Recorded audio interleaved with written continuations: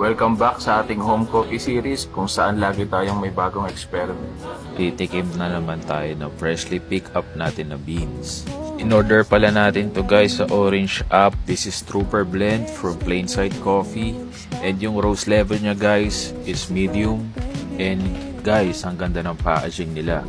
Tingnan nyo na lang. Oh, inamoy pa. Ang bango daw. We like. And yung mga tasting notes nito guys are dark chocolate, roasted almonds, and cherries.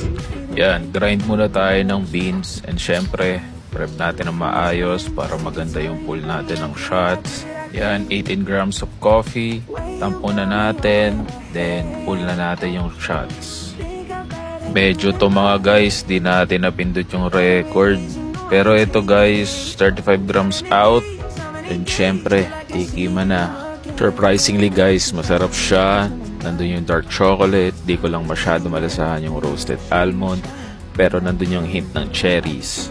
Overall guys, good siya for espresso. Para sa akin, itatry ko naman siya sa ibang brewing method. And if meron kayong recommendations or suggestions na coffee beans, comment down below guys.